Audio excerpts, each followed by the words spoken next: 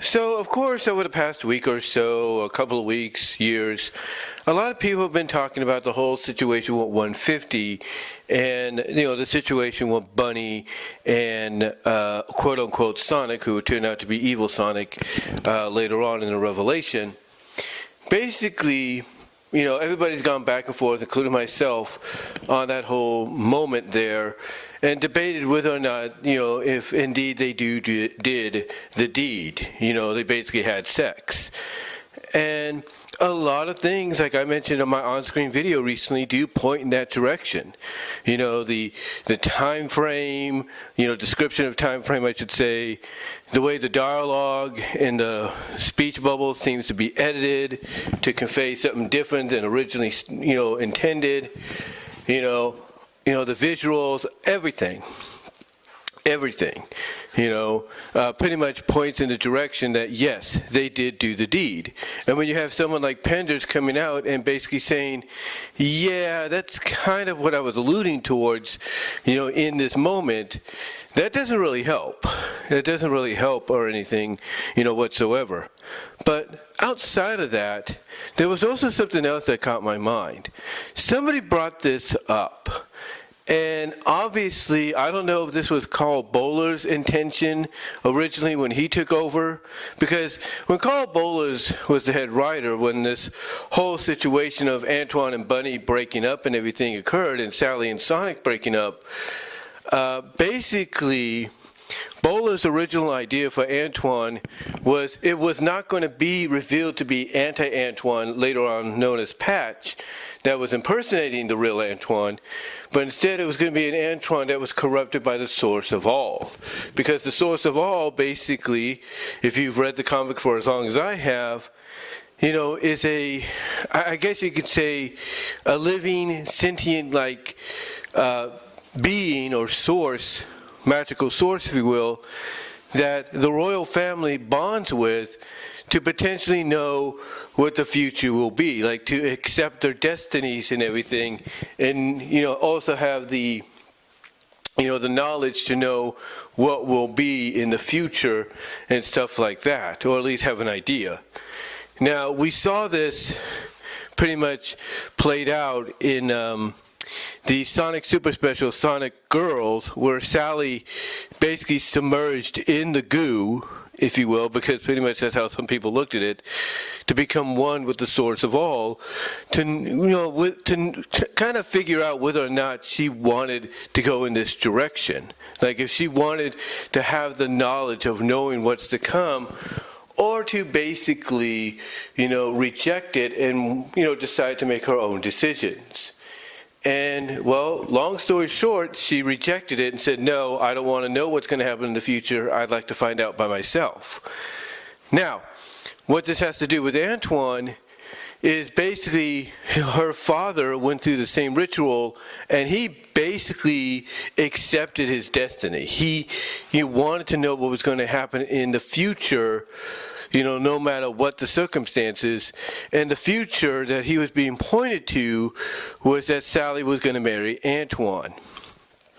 And since Sally is not, someone that's going to follow tradition, if you will, she basically decided to deviate from that and, of course, fall for Sonic. This, of course, would not deter the source of all, apparently. And again, I guess it leads to basically the source of all, after being nuked and surviving the nuke or whatever it was that got placed on it by Station Square and Gun, G-U-N, basically, it would have became corrupted, and I guess somehow Antoine would have came in contact with it, or vice versa, and that's what would have changed him into the point, or to the point, I should say, and into the person. That's what I was trying to say. Change him to the point and into the person that, he became in 134 that would break up with Bunnie.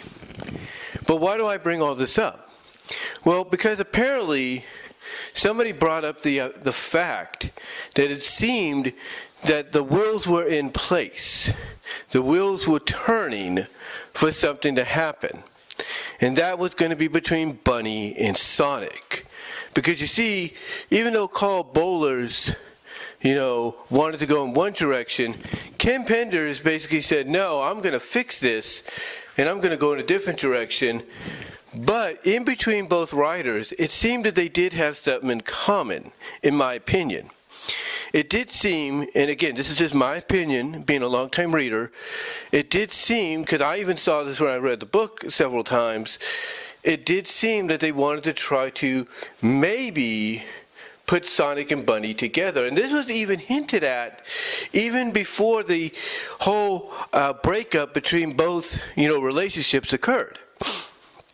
There was basically hints, in my opinion, that were being thrown out there that Penders and Bollars, if there's one thing they had in common idea-wise, storyline-wise, if there's one thing they had in common, apparently, it was to try to test the waters of a Bunnie-Sonic relationship.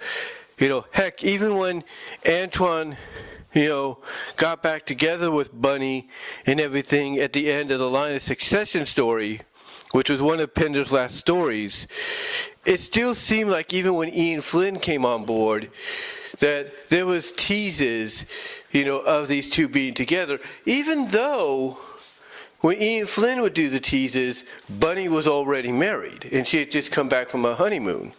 So, there was still those teases out there, but none more prominently, apparently, according to what some people are looking at, and I could back this up myself, than what was being shown during the Bollars Penders run.